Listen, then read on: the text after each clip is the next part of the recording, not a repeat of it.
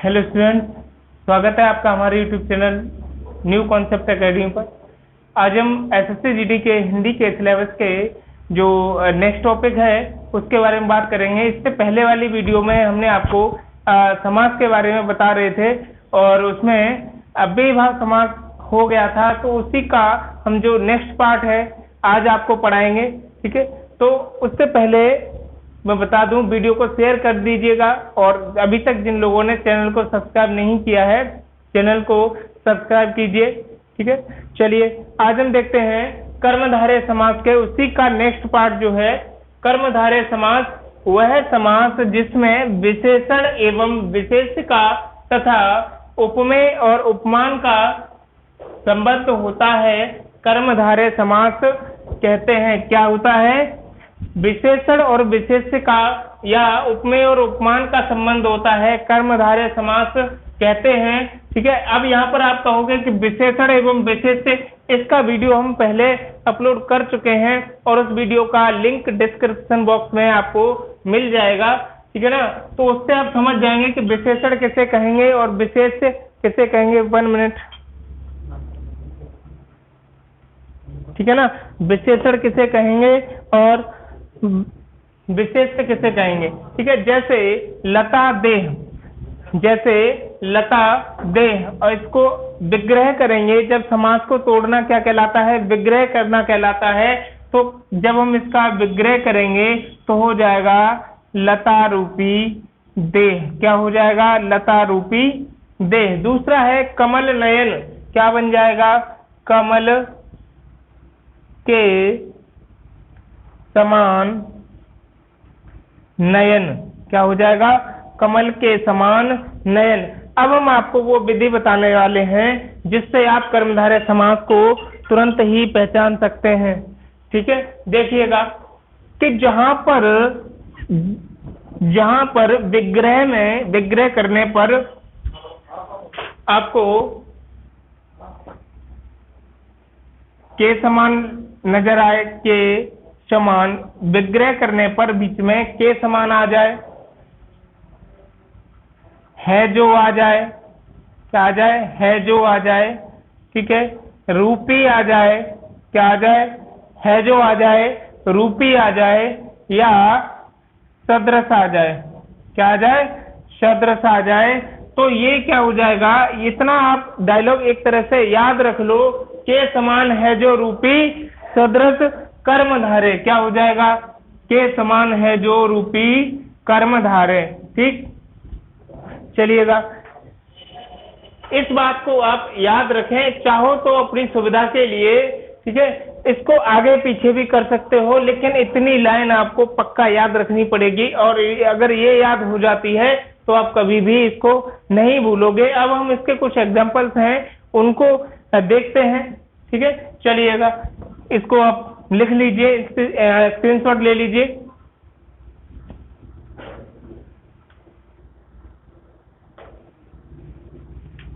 हाँ, चलिए जैसे देखिएगा हमने लिखा शुभागमन। शुभागमन क्या हो जाएगा? इसका जब विग्रह करेंगे तो हो जाएगा शुभ है जो, शुभ है जो आगमन। क्या हो जाएगा? शुभ है जो आगमन। जिस हिसाब से अभी हमने आपको बताया था, हमने कहा था विग्रह करने पर बीच में है जो आ जाए तो कौन सा समास होगा? कर्मधारय समास होगा। सेकंड देखते हैं, विद्याधन। क्या हो जाएगा? विद्याधन। ठीक है, विद्याधन हो जाएगा। और क्या इसको क्या कहेंगे? विग्रह करेंगे तो हो जाएगा विद्यारूपी धन। क्या हो जाएगा? विद्यारूपी धन हो जाएगा। ठीक है, और देखिएगा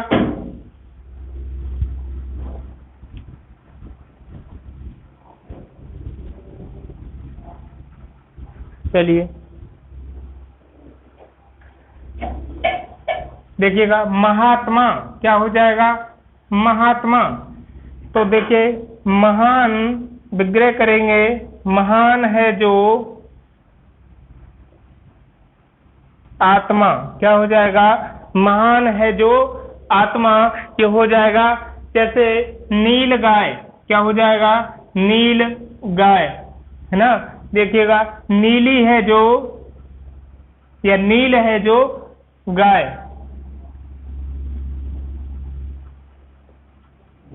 ठीक है, क्या हो जाएगा, नील है जो गाय। मृग नयन, क्या हो जाएगा, मृग नयन, क्या करेंगे इसका, मृग के समान नयन, किसके समान, मृग के समान नयन। अगर यहीं पर हम मृग नयनी कर दें तो मृग के समान नैनों वाली हो जाएगा, और वो फिर पहुंच जाएगा बहुब्रीहि समास का उदाहरण हो जाएगा, ठीक है। यहाँ पर क्या हो जाएगा, मृग के समान नयन हो जाएगा। अगला है महापुरुष, क्या हो जाएगा, महापुरुष, ठीक है। क्या बोलेंगे, महापुरुष तो बोलेंगे महान है जो, महान है जो पुरुष, ठीक है, महान है जो पुरुष, क्या हो जाएगा, महापुरुष हो जाएगा, ठीक है। अधमरा, और देखिएगा इनको लिख लीजिए, इसके बाद हम बात करते हैं अधमरा की, ठीक है। चलिए ये ऊपर वाला हटा देते हैं, कर्मधारय,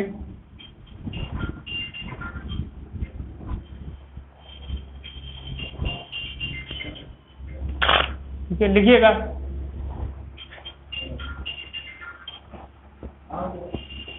अधमरा, ठीक है, क्या हो जाएगा, अधमरा हो जाएगा। और करेंगे आधा है जो मरा, आधा है जो मरा, क्या हो जाएगा, अधमरा हो जाएगा। वचनामृत, नेक्स्ट देखिएगा, एग्जाम्पल उदाहरण बहुत सारे हैं, बहुत सारे उदाहरण हैं, आप टेंशन न लीजिएगा। वचनामृत क्या हो जाएगा, वचन, या ऐसे कर लो उपमेय उपमान का उदाहरण हो जाएगा ये, अमृत रूपी वचन, अमृत रूपी वचन, क्या हो जाएगा, अमृत रूपी वचन हो जाएगा, ठीक है। और देखिएगा पूर्णांक, क्या हो जाएगा, पूर्णांक हो जाएगा। पूर्ण है जो अंक, क्या कहेंगे, पूर्ण है जो अंक, क्या कहेंगे उसको, पूर्णांक कहेंगे। उम्मीद है कर्मधारय समास आपको समझ में आया होगा। उदाहरण तो अभी बहुत सारे हैं, लेकिन बहुत लंबा वीडियो हो जाएगा, ठीक है ना। तो देखिएगा, इसको स्क्रीनशॉट ले लीजिए और फिर नेक्स्ट कराते हैं। उम्मीद है स्क्रीनशॉट ले लिया होगा। चलिए नेक्स्ट हम बात करेंगे द्वंद्व समास की। तब तक आप वीडियो को शेयर कर दें, लाइक कर दें, और जिन लोगों ने अभी तक सब्सक्राइब नहीं किया है, आपके लिए हम इतनी मेहनत कर रहे हैं तो आप इतना तो कर ही सकते हैं कि वीडियो को शेयर कर दें, सब्सक्राइब करवाएं और लाइक करें, ठीक है। चलिए नेक्स्ट हम बात करेंगे द्वंद्व समास की। किसकी, द्वंद्व समास की बात करेंगे।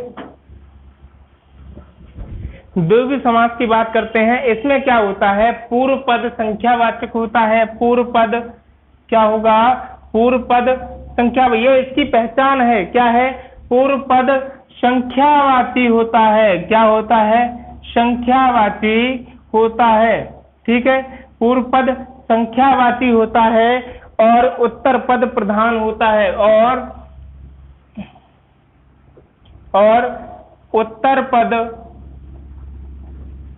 उत्तर पद प्रधान होता है, ठीक है। देखिएगा पूर्व पद कैसा होता है, पूर्व पद संख्यावाची होता है और उत्तर पद प्रधान होता है, ठीक है।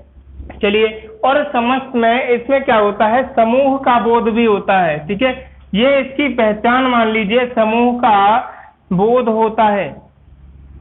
अब इसमें विग्रह करने पर क्या आता है, समूह आएगा या समाहार आता है, समाहार आता है, ठीक है ना। समूह आएगा या समाहार आएगा, ठीक है। देखिएगा पहला पद संख्यावाची होता है, जैसे दोपहर,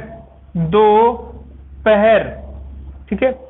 समूह बोलते हैं जहां पर कई चीजें आकर इकट्ठी हो जाएं, वो समूह हो जाएगा। समाहार जहां कई चीजें आकर आपस में मिल जाए, इकट्ठी हो जाए, मतलब इकट्ठी होकर मिल जाए, क्या कहलाएगा? समाहार कहलाएगा।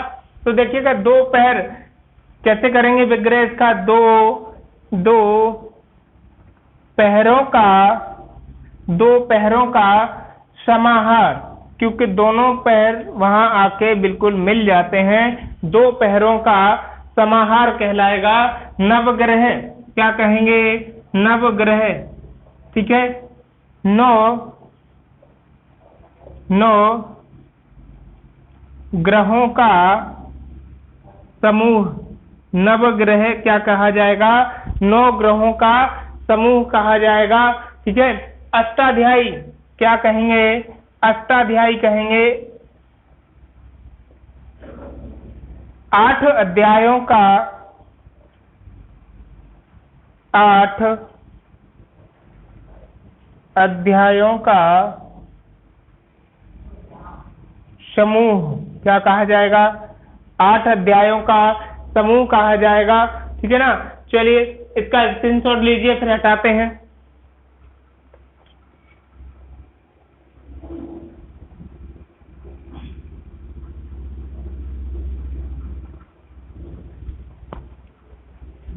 त्रिवेणी, नेक्स्ट देखिएगा, त्रिवेणी क्या हो जाएगा?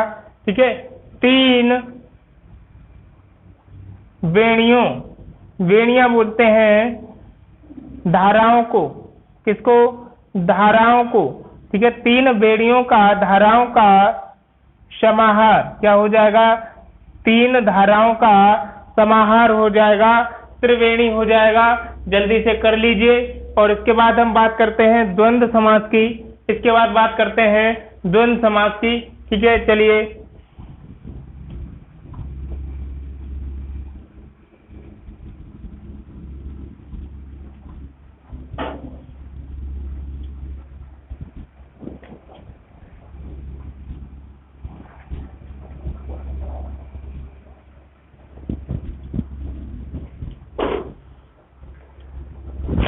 मेथड बिल्कुल सिंपल सा है, यदि आप ध्यान से समझेंगे तो परीक्षा में जरूर आराम से प्रश्न कर पाएंगे, ठीक है ना। चलिए द्वंद्व समास देखते हैं। द्वंद्व समास देखते हैं।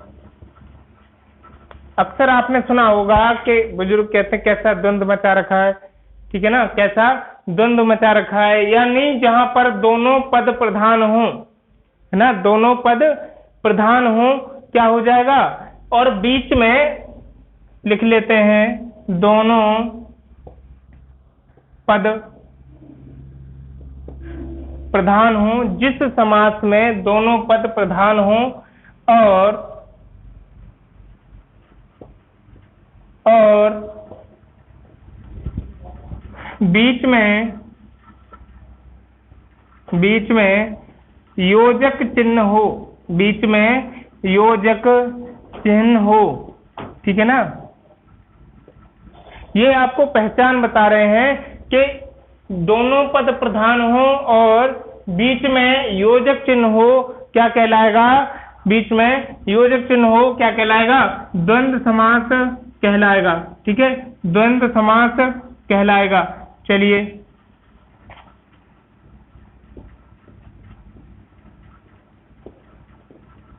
ठीक, क्या कहलाएगा? द्वंद्व समास कहलाएगा, ठीक है। जल्दी से लिख लीजिए।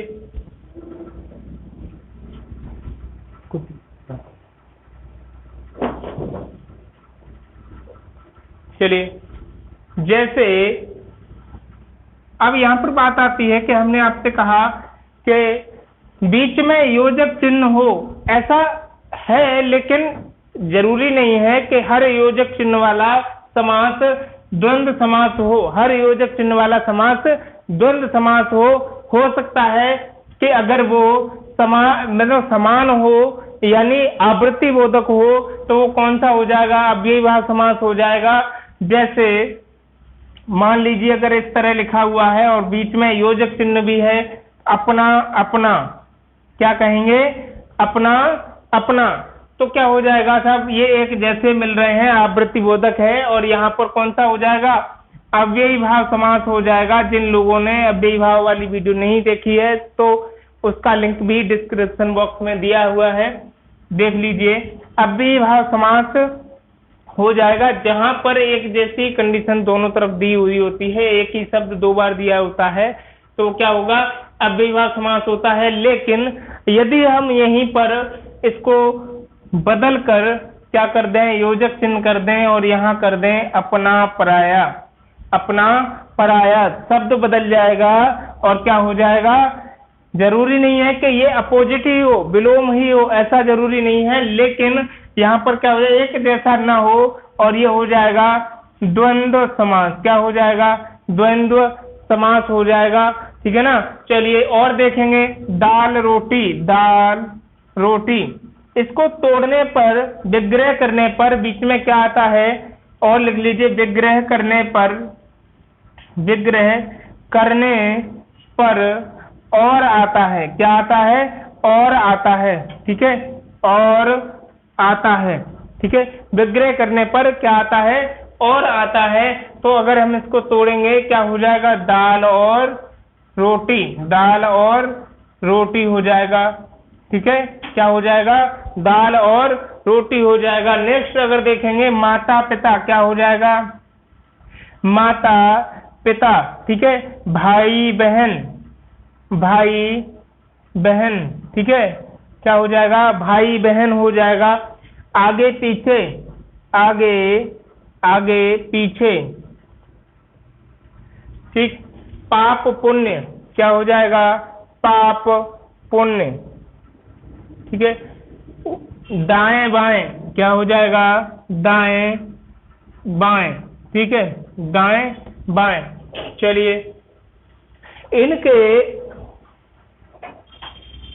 आप विग्रह करके कमेंट बॉक्स में लिखें। नेक्स्ट अगर हम बात करें और लिखिएगा, जैसे एक बिना योजक चिन्ह के हम अगर बताते हैं, इस तरह आ जाए कोई देवासुर, इसमें योजक चिन्ह नहीं है लेकिन द्वंद्व समास है, कैसे हो जाएगा, अगर हम जब इसका विग्रह करेंगे तो कहा जाएगा देव, देव और असुर, क्या कहा जाएगा, देव और असुर कहा जाएगा, इसलिए ये द्वंद्व समास में आएगा, ठीक है, ध्यान रखें और इसका स्क्रीनशॉट ले लीजिएगा।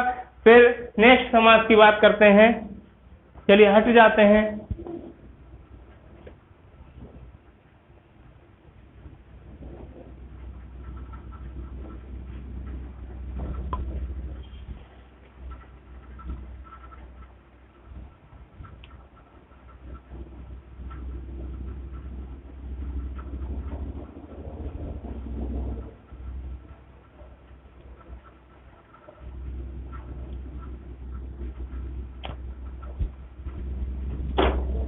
चलिए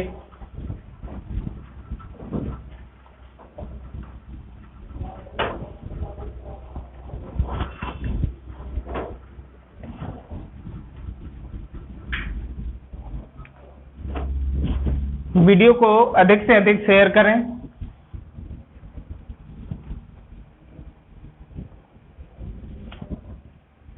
चलिए अगला देखते हैं तत्पुरुष समास, ठीक है ना। अगला देखते हैं तत्पुरुष समास।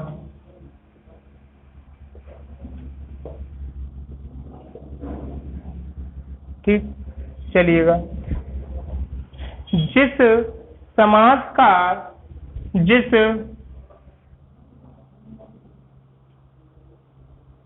समास का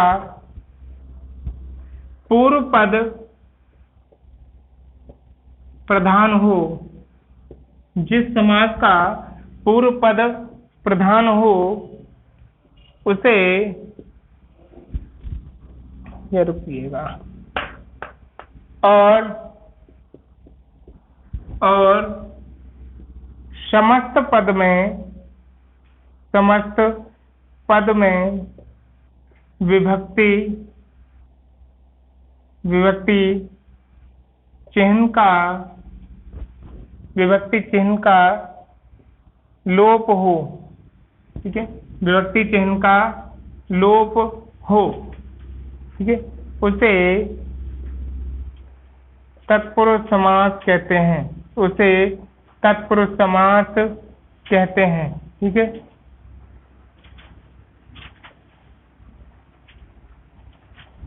ठीक, उसे तत्पुरुष समास कहते हैं। चलिए जल्दी से लिख लीजिए।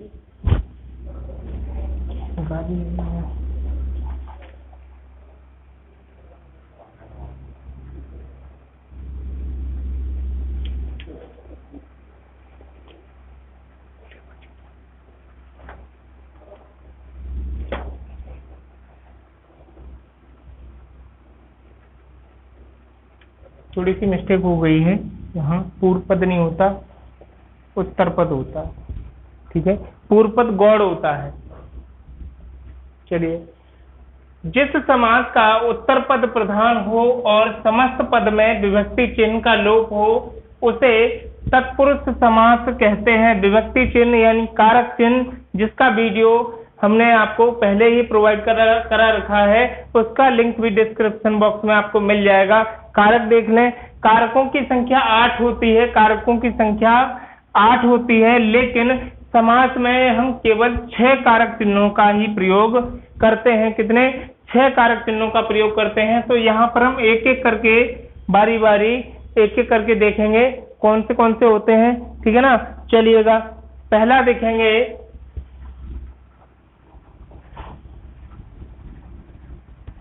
ये जो 8 संख्या होती है और समास में 6 का प्रयोग किया जाता है, तो पहला वाला यानी कर्ता कारक, ठीक है, इसका प्रयोग नहीं करते हैं। और लास्ट रह जाता है संबोधन। क्या रह जाता है? संबोधन, इसका प्रयोग भी नहीं करते हैं। इन दोनों को हम प्रयोग में नहीं लाते हैं। बाकी रह गए कर्म कारक। तो पहला हम शुरू करेंगे कर्म कारक से ही शुरू करेंगे।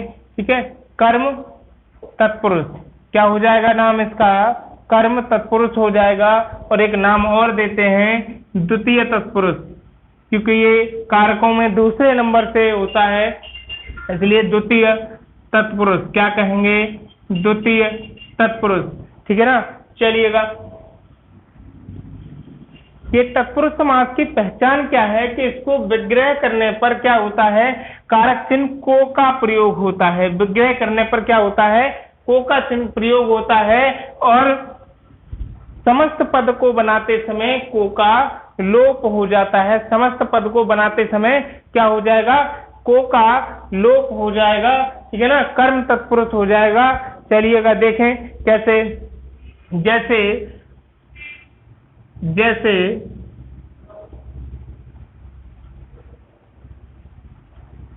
गगन को चूमने वाला, हमने ये विग्रह लिखा है, गगन को चूमने वाला। ठीक है ना, क्या कहेंगे? गगन चुंबी, गगन चुंबी बोलते हैं, गगन चुंबी इमारतें, है ना। तो क्या होता है? गगन को चूमने वाला।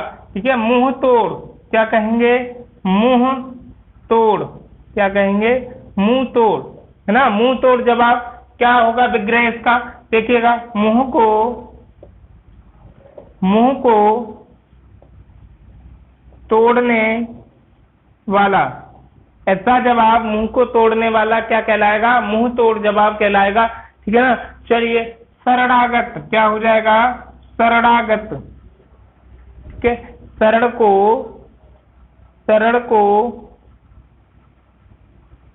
आगत हो जाएगा। ठीक है, इस तरह यानी विग्रह करने पर को का प्रयोग हो रहा हो तो वहां कौन सा होगा? कर्म तत्पुरुष होगा। ठीक है, यानी जिसका प्रभाव सीधा कर्म पर पड़ रहा हो तो कौन सा होगा? कर्म तत्पुरुष होगा वहां। नेक्स्ट बात करेंगे हम तृतीय तत्पुरुष की, कौन सा होगा? देखिएगा, करण तत्पुरुष। तृतीय तत्पुरुष यानी करण तत्पुरुष।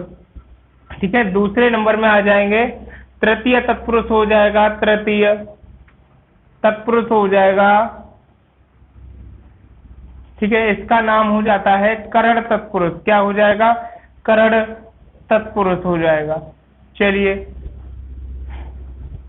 वह तत्पुरुष समास जिसमें विग्रह करने पर से आए, है ना, जिसमें विग्रह करने पर क्या आ जाए, से आ जाए, और से का तात्पर्य निकले द्वारा से, यानी माध्यम से। किससे? द्वारा से। जब कोई भी हम काम करते हैं तो वो काम किसी अगर माध्यम से हो रहा है तो हम बोलते हैं कि हमने इससे किया। जैसे वह बस से आगरा जाता है, तो वहां पर क्या है, बस से के लिए मतलब बस से, यहाँ पर से का मतलब क्या है, बस द्वारा, ठीक है ना। तो जहां माध्यम की बात हो रही हो वहां होगा कर्ण तत्पुरुष, ठीक है ना। माध्यम की बात हो रही हो क्या हो जाएगा, कर्ण तत्पुरुष हो जाएगा, ठीक है। जैसे देखिएगा तुलसी कृत, क्या हो जाएगा, तुलसी कृत, तुलसी द्वारा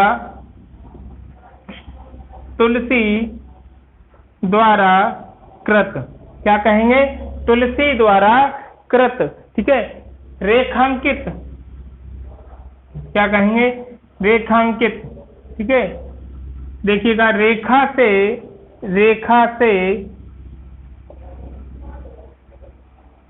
अंकित, क्या कहा जाएगा, रेखा से अंकित, ठीक है ना। मन चाहा, क्या कहेंगे, मन चाहा, तो मन से चाहा, ठीक है, मन द्वारा चाहा या मन चाहा, ठीक है ना। तो अगला और देखिएगा करुणापूर्ण, ठीक है, क्या हो जाएगा, करुणा से पूर्ण, ठीक है। और देखिएगा भयभीत, देखिएगा भय से भीत, ठीक है, भय से भीत। तो ये एग्जाम्पल रहे तृतीय तत्पुरुष के। नेक्स्ट बात करते हैं हम चतुर्थी तत्पुरुष, इसका स्क्रीनशॉट लीजिएगा, फिर आगे बढ़ते हैं। चलिए चतुर्थी तत्पुरुष हो जाएगा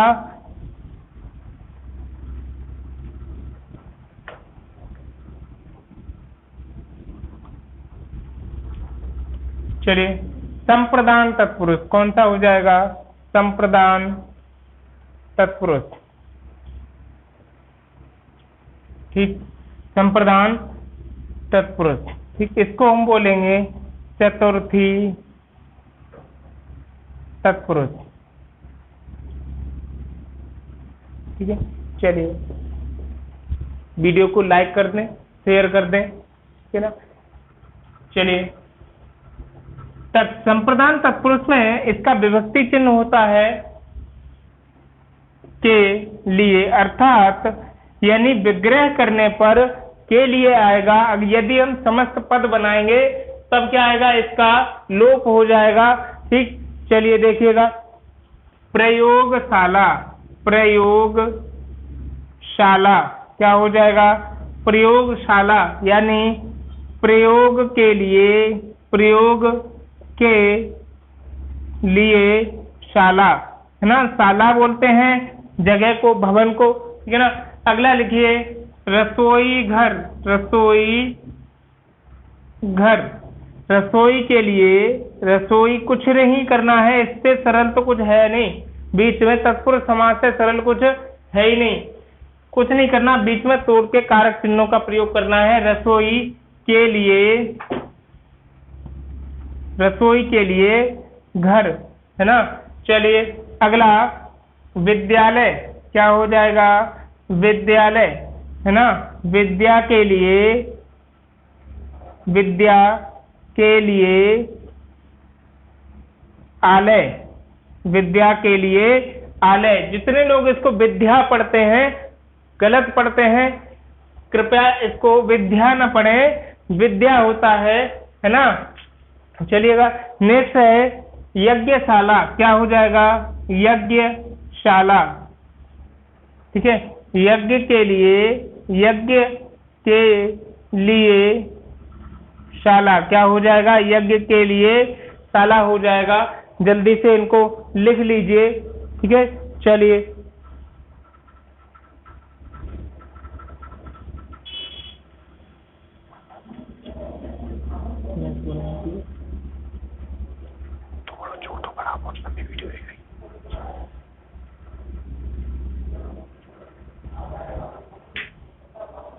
चलिए उम्मीद है लिख लिया होगा। नेक्स्ट हम बात करें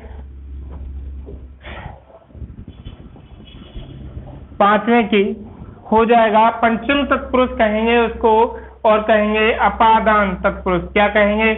अपादान तत्पुरुष कहेंगे। क्या अपादान तत्पुरुष कहेंगे। इसका नाम पंचम तत्पुरुष भी हो जाएगा, पंचम तत्पुरुष भी हो जाएगा। जरा देखिएगा, वीडियो थोड़ा लंबा खिंचता जा रहा है ना, थोड़ा शॉर्ट में चलेंगे तो देखिएगा इसका कारक चिन्ह क्या होता है।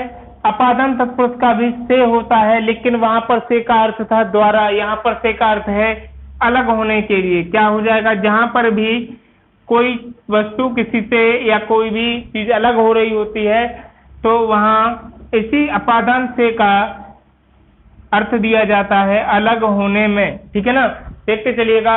अलग होने में, जैसे रोग मुक्त, रोग मुक्त क्या हो जाएगा?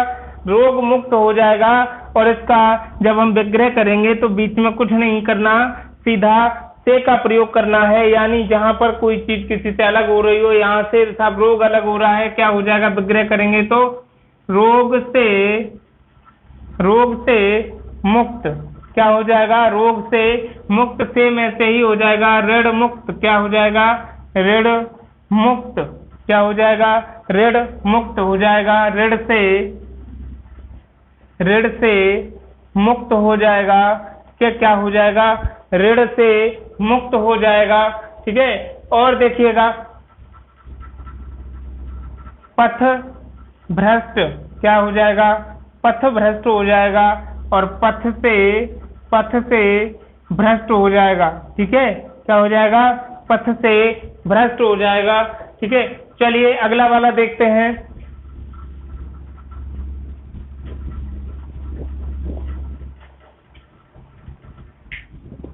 संबंध तत्पुरुष, अगला वाला देखेंगे संबंध तत्पुरुष। क्या देखेंगे? संबंध तत्पुरुष देखेंगे। ठीक है, संबंध तत्पुरुष। चलिए, ये होता है षष्ठी तत्पुरुष। नंबर भी देखते चलिएगा, कभी कभी परीक्षा में ऐसे ही पूछ लिया जाता है। षष्ठी तत्पुरुष होता है और इसका कारक जो विभक्ति चिन्ह होता है वो का, की और के। ठीक है ना, का, की, के, यानी विग्रह करने पर यही विभक्ति चिन्हों का प्रयोग किया जाता है। जैसे राजकुमार क्या हो जाएगा? जैसे राजकुमार क्या कहेंगे? राजकुमार कहेंगे। और क्या हो जाएगा? देखिएगा राजा का कुमार क्या हो जाएगा? राजा का कुमार हो जाएगा। राजभवन हो जाएगा। राजभवन हो जाएगा। तो राजा का भवन हो जाएगा। ठीक है, पवन पुत्र हो जाएगा। पवन पुत्र हो जाएगा। अगर वैसे बात करें तो ये बहुब्री समास का उदाहरण होगा, लेकिन यहाँ पर हम विग्रह कर रहे हैं पवन का पुत्र। ठीक है ना, क्या कहेंगे? पवन का पुत्र कहेंगे। तो ये क्या हो जाएगा? तत्पुरुष समास यानी संबंध तत्पुरुष का उदाहरण हो जाएगा। ठीक है, चलिएगा और देखते हैं। जीवन साथी क्या कहेंगे? जीवन साथी। ठीक है, चलिएगा जीवन साथी हो जाएगा। जीवन का साथी हो जाएगा। और देखिएगा गंगा जल क्या कहेंगे?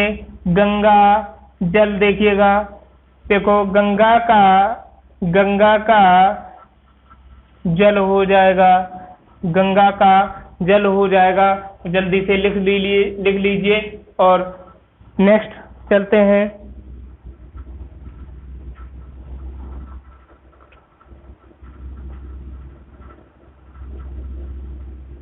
चलिए अगला है सप्तम तत्पुरुष अधिकरण तत्पुरुष। क्या हो जाएगा? संबंध तत्पुरुष अधिकरण तत्पुरुष, सप्तम तत्पुरुष अधिकरण तत्पुरुष हो जाएगा। ठीक है, 7 नंबर, हाँ 7वें पे ही आएगा, 6 नंबर पे आएगा सप्तम तत्पुरुष।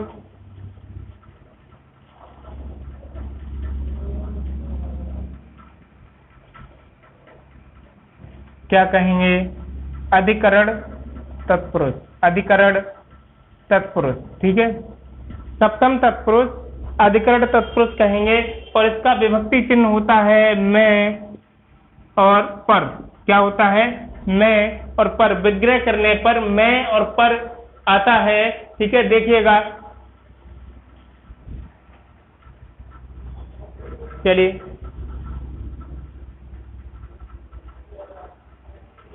वनमानुष क्या हो जाएगा? वनमानुष। ठीक है ना, तो क्या कहेंगे? वन में रहने वाला मानुष। क्या कहेंगे? वन में रहने वाला मानुष। ठीक है ना, वन मानुष हो जाएगा। और देखिएगा,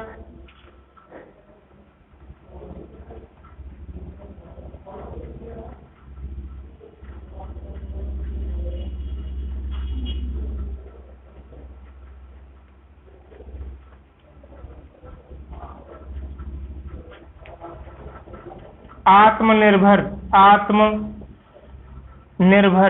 ठीक है ना, तो आत्म पर, आत्म का मतलब स्वयं पर। ठीक है ना, आत्म पर निर्भर। अगला है सिर दर्द। क्या कहेंगे? सिर दर्द, है ना, तो सिर में दर्द क्या हो जाएगा? दर्द हो जाएगा। ठीक है, सिर में दर्द। ये हो गया आपका अधिकरण तत्पुरुष।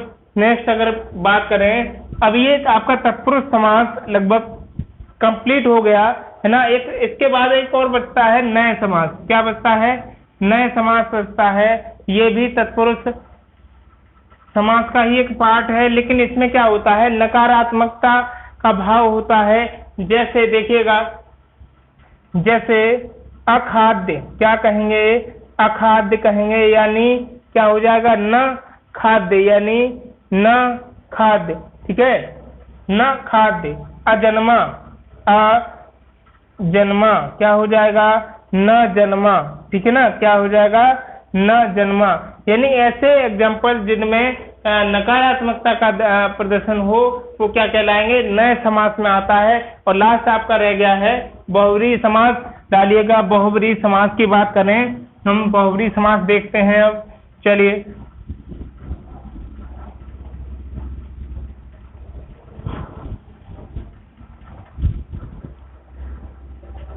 देखिएगा बहुब्रीहि समास।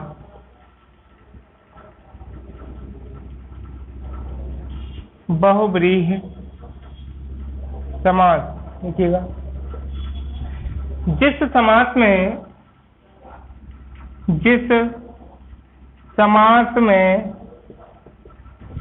कोई भी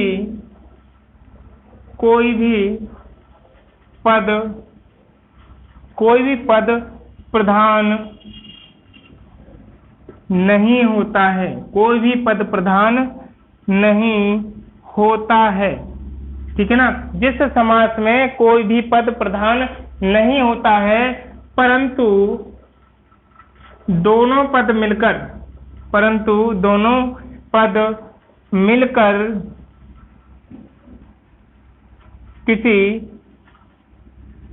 किसी तीसरे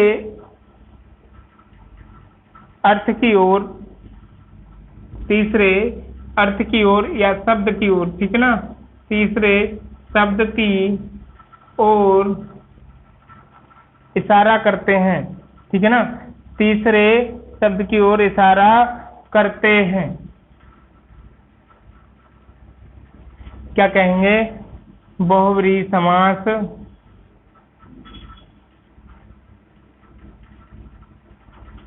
बहुब्रीहि समास कहते हैं।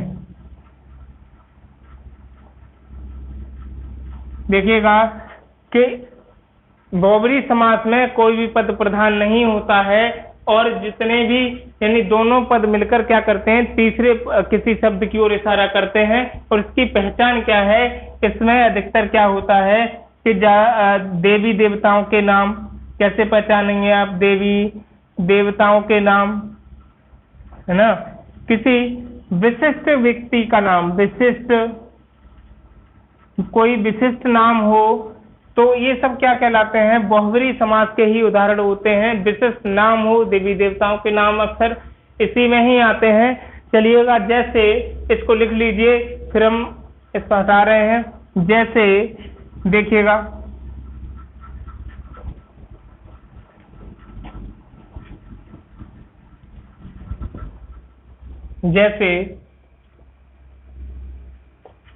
जैसे देखिएगा, लंबोदर क्या हो जाएगा, लंबोदर हो जाएगा। और अगर इसका विग्रह करेंगे तो क्या हो जाएगा, लंबा है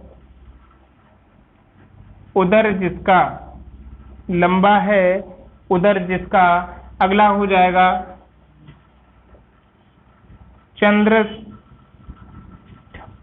चंद्रशेखर, क्या कहेंगे, चंद्रशेखर कहेंगे।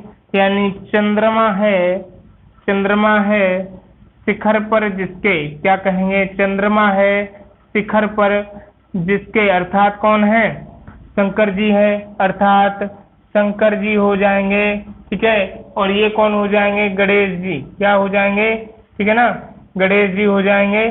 ठीक, चलिएगा अगला है, और देखिएगा, वीणा पाण, क्या कहेंगे, वीणा पाण। पाण मीन्स होता है हाथ और वीणा होता है, क्या कहेंगे, वीणा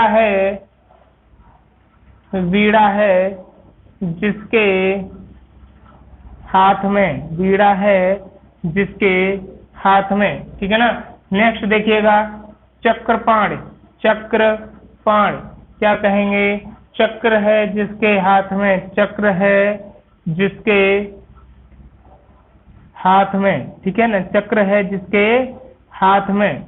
अगला देखिएगा, गिरिधर, गिरिधर। ठीक, गिरि को धारण करने वाला किसको कहेंगे, ये होता है कृष्ण जी, ये हैं कृष्ण जी। ठीक है ना। और चक्रपाणी विष्णु जी, क्या किसको कहेंगे, चक्रपाणी किसको कहते हैं, विष्णु जी। वीणा पाणी कहेंगे सरस्वती जी को, क्या कहें, किसको कहेंगे, सरस्वती जी को कहेंगे। ठीक है ना। और देखिएगा, जैसे पंकज है ना, पंक मीन्स होता है कीचड़, पंकज कहेंगे। और पंकज किसको कहते हैं, कीचड़ में जन्म लेने वाला, अर्थात कमल कहेंगे, इसको कहेंगे कीचड़ में जन्म लेने वाला,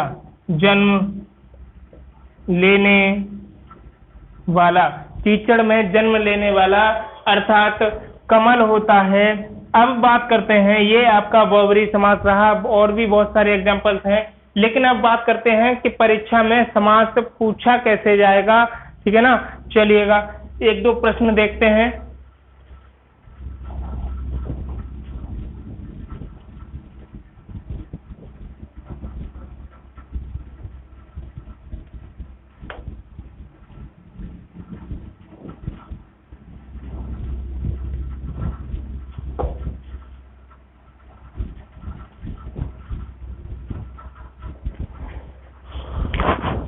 चलिएगा,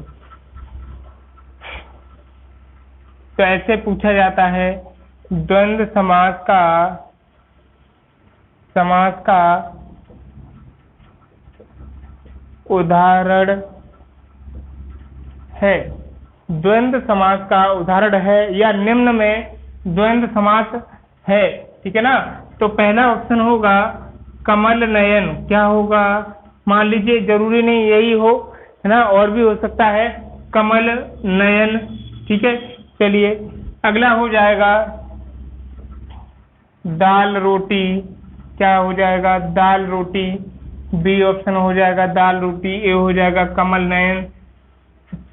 सी हो जाएगा दशानन, क्या हो जाएगा, दशानन हो जाएगा। और डी हो जाएगा यथा संभव हो जाएगा।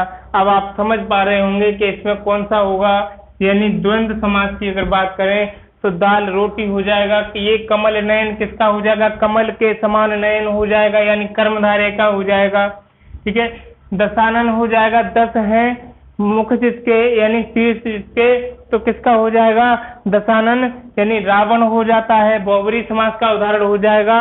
और यथा संभव, यथा उपसर्ग लगा हुआ है, अव्यय लगा है, तो ये किसका हो जाएगा, अव्ययी भाव समास का एग्जाम्पल हो जाएगा। इस तरह हो जाएगा।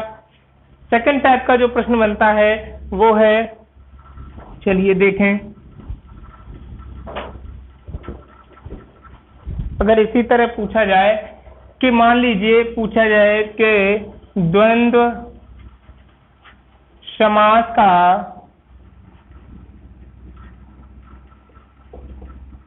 उदाहरण नहीं है ना, ये नहीं है पे जरा गौर, प्रश्न को हमेशा आप ध्यान रखें, प्रश्न को पूरा ही पढ़ें। ठीक है ना, देखिएगा पहला ऑप्शन ए हो जाएगा, द्वंद्व समास का उदाहरण नहीं है, पहला हो जाएगा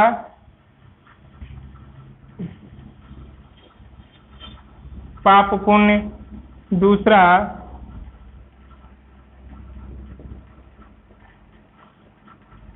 आगे पीछे, तीसरा देवासुर, और डी लास्ट हो जाएगा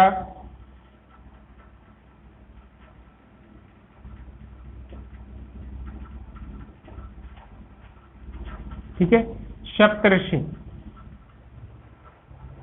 चलिए बताइएगा कौन सा हो जाएगा, कौन सा नहीं है ना, तो पाप पुण्य भी हो जाएगा, बताया जैसे हमने दोनों तरफ अगर अलग अलग है तो कौन सा हो जाएगा, द्वंद्व समास हो जाएगा, इसमें भी अलग अलग है, ये भी हो जाएगा। और ये भी बताया था, क्या बताया था, देव और असुर, क्या कहेंगे, देव और असुर कहेंगे। ये सप्तऋषि नहीं है, ये 7 ऋषियों का समूह है, कौन सा हो जाएगा, द्विगु समास का उदाहरण है। उम्मीद है आपको वीडियो पसंद आया होगा। चैनल को या वीडियो को लाइक करें, ठीक है ना, वीडियो को लाइक करें और चैनल को सब्सक्राइब जरूर करें और वीडियो को शेयर, अधिक से अधिक शेयर करें। धन्यवाद।